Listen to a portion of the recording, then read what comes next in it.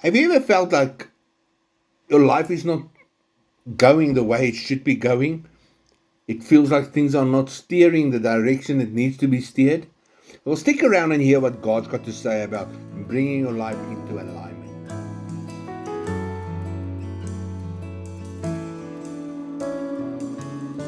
And a wonderful good morning to each and every one of you. I greet you in the wonderful name of our Lord and Savior Jesus Christ. I trust you guys had an awesome week so far, that you're ready for this day and ready for the word of the Lord. I want to read for you a piece of scripture. It comes out of Ephesians 4 verses 1 to 3. And I'm reading out of the English Standard Version. And hear what the word is saying. I, therefore, a prisoner for the Lord, urge you, they're speaking to us now, to walk in a manner worthy of the calling to which you have been called, with all humility and gentleness, with patience, bearing with one another in love, eager to maintain the unity of the Spirit in the bond of peace. What a wonderful piece of scripture. Hey? Have you ever gone to a steel factory or went to a construction site? I know as one friend of mine, they used to make lintels, and when they made those lintels, there was certain things that lintels need to be able to do. Those lintels are supposed to keep the bricks over the doorway or the passage where it's going. It needs to keep it above so that it doesn't fall down. So that lintel had to be of a certain strength, a certain. They've got all the technical things. I'm not technically inclined, but even an I-beam. If you think of an I-beam, for instance, they use it at big structures, big buildings, to give that building just that strong structure so that it don't collapse. But if that I-beam or that lintel is not manufactured in the correct way, not going through all the tests that it needs to go through, what's going to happen? It's going to fall apart. It's not going to be able to fulfill. It might stand there for a little while. It might even stand there for a year or 2 or 3 even, or even longer. But all of a sudden, something's going to happen, because when it's coming under pressure, things are getting tested. And when it gets tested, then the cracks start to show. And when cracks start to show, what's next? It starts crumbling. And then the building comes down. The whole house of cards fall down. And very much the same with me and you. We have been called for a specific reason. Hey? God has called each one of us, because Scripture says so. We've just read it. It says so.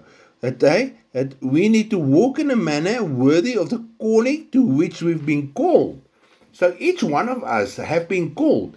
It doesn't mean if you're not a pastor or whatever, you haven't got a calling upon your life. Because, hey, God has called each one of you to fulfill a certain purpose. And you need to go through the school of being trained up, being tested, so that you can mature in that, so that you'll be able to fulfill that what you were called to do. Because if you just run into those things, what's going to happen? Pressure is going to come. There's going to come accusations against you. There's going to come all kinds of things, and heaviness is going to sit upon you. And what's going to happen? Cracks is going to start falling. Because why? Because there's no substance in you, and the substance, it comes over time. You don't just walk into things and it's there. Nowhere have I seen somebody build a building in one day. I mean, I'll be very careful to go into a place and I said, no, we've done the foundation yesterday. Today we've done the walls and the roof, so it's ready, you can move in. I will not do that. I'm going to say, this thing is going to fall on me. I'm not going to put even a dog kennel into this house because it's going to collapse. Hey, the same way with me and you. If we do not go through those tests of time and allow the Lord to let us grow and form that substance that we need, we will also face those things. Because remember, one thing is that we are His workmanship. Ephesians 2 verse 10 tells us that we are created in Christ Jesus for good works, which God prepared beforehand that we should walk in them. So you've got this calling upon your life that God has planted in you, that He has set in it. He gave you certain spiritual gifts. Doesn't give you any natural gifts that you've got, talents and skills. Right? And He created it. He gave it to you. Now what's important? Now I start to need to exercise those things so that they can develop. Because you might feel like, listen, I'm not called for a certain thing because that's a bit higher up to according to the food chain, if I can say like that. I'm rather called to be just here in the back. But you know what? Start doing those things in the back, those little things.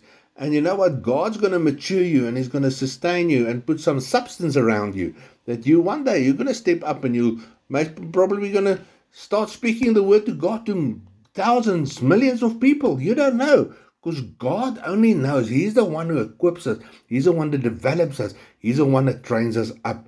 But very important, we need to hear what Scripture is saying to us here. Hey, that we need to walk with all humility and gentleness. Be patient, bearing with one another in love, eager to maintain the unity of the Spirit in the bond of peace. Do not try to do things in your own strength. Do it in God's strength. Be humble. The word says He resists the pride, but gives grace to the humble.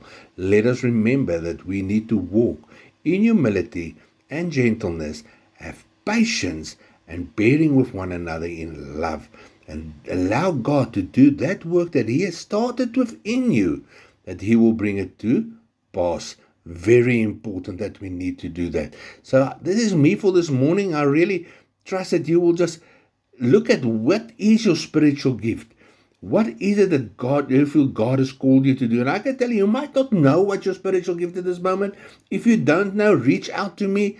I will send you a spiritual gift test. You can complete it at your own time and send it back to me, and we'll check it for you, and we'll tell you, listen, this is according to these tests that you have done. This is what your spiritual gift is, and then take it to your pastor or your minister and tell him, listen, I've done this, and I feel I need to serve somewhere in church, and this is where I need to be. It doesn't mean that if your calling is, your spiritual gift is pastoring, and that means you're not to be the pastor. There might be something different that you need to do in that. It doesn't mean you're always going to stand in that pulpit. Remember that thing. I can know people in my church, they came with a strong pastoral gifting in them, and I knew exactly why they've got that pastoral gifting in them, because you know what?